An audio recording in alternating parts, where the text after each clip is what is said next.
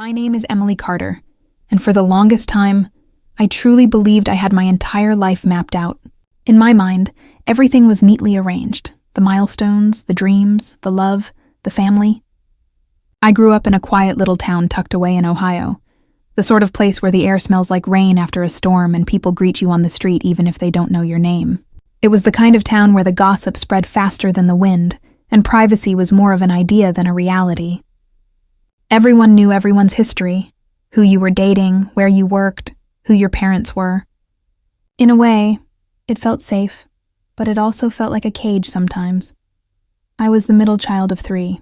My older brother David was 2 years ahead of me. Tall, self-assured, and effortlessly charming, he had that kind of charisma that made people trust him instantly. He could talk himself out of trouble with a single smile, and as kids, I always thought he was invincible. My younger sister Claire was sweet, curious, and full of light. She was the baby of the family, the one who could get away with almost anything. Growing up, we weren't perfect, but we had each other. We were a unit. Out of the 3 of us, David always stood out. He wasn't just an older brother. He was my protector, my shield from the harsher edges of life. When I was bullied in middle school, it was David who showed up, towering over my classmates and making sure they never bothered me again. When I was heartbroken in high school, it was David who sat with me on the porch, telling me I deserved better. In my eyes, he was my rock. He always had been, and then, of course, there was Michael.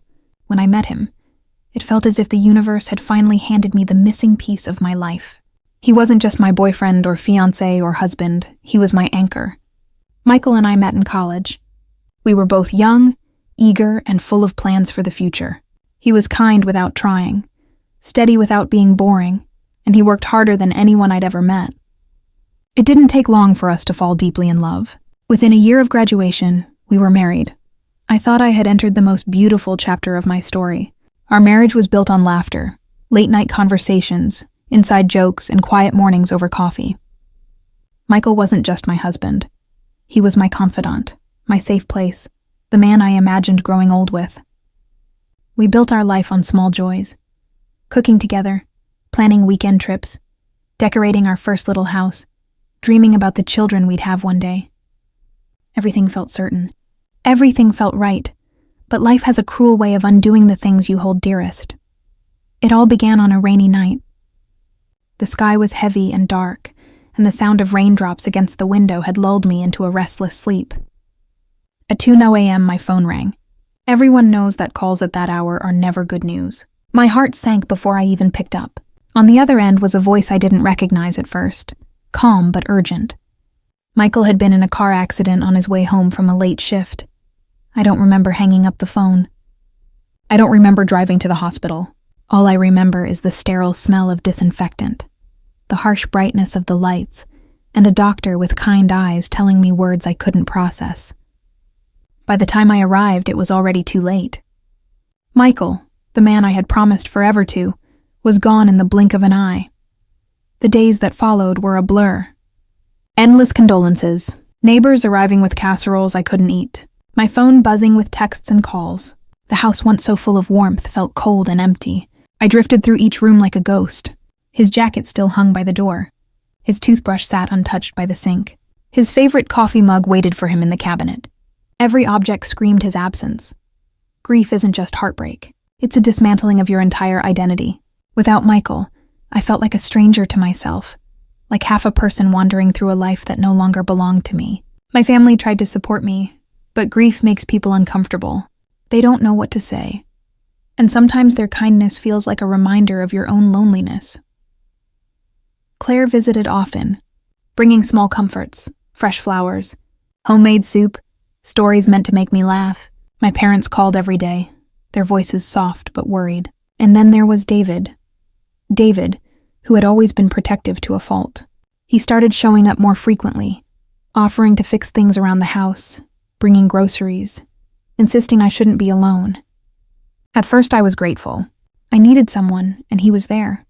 It felt like having my old protector back. But that was before everything changed. It happened about 3 months after Michael's death. By then, I had learned to breathe again, though every breath still hurt. One evening, David showed up with a bottle of wine. "You need some company," he said. I didn't argue. We sat in the living room, the TV flickering silently in the background, and he poured me a glass. We talked about childhood memories, about Michael, about how unfair life could be. For a moment, it felt almost normal, like two siblings trying to make sense of the world.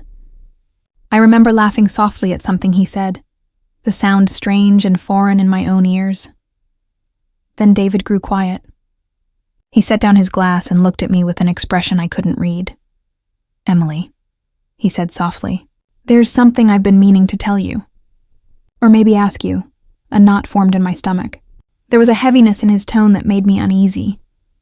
"What is it?" I asked. He hesitated, running a hand through his hair, and then the words tumbled out in a rush. After Michael died, I started thinking about how short life is, how fragile everything is. I don't want to waste time anymore. I've always cared about you, more than a brother should, and now I want you to be with me." For a moment, I couldn't breathe. The room spun, the wine glass trembling in my hand. "David," I whispered, my voice breaking. "What are you saying?" He leaned closer, his eyes intense. "I'm saying that I love you, Emily. I've loved you for years, and now that Michael's gone, maybe this is fate's way of giving us a chance." I felt as though the floor had been ripped from beneath me. My own brother, my protector, the person I had trusted all my life, was saying something so unthinkable. "David, no," I said firmly, setting down my glass. "That's not love. That's not right. You're my brother." But he didn't back down. Instead, he looked almost desperate. "Why not? We've always had a connection. People fall in love in unexpected ways all the time. I can take care of you, Emily. I can give you the life Michael would have wanted for you." Tears burned my eyes. Not from grief this time, but from shock, anger, and betrayal. "Michael would never have wanted this," I snapped. "And I don't want this. I need you as my brother, nothing more." For a long, heavy moment, we stared at each other. His face hardened. Without another word, he grabbed his coat and walked out, leaving me in stunned silence. That night, I cried harder than I had in months, not just for Michael, but for the realization that my family was no longer the safe place I thought it was. My protector had crossed a line I could never uncross, and deep down, I knew that this was only the beginning.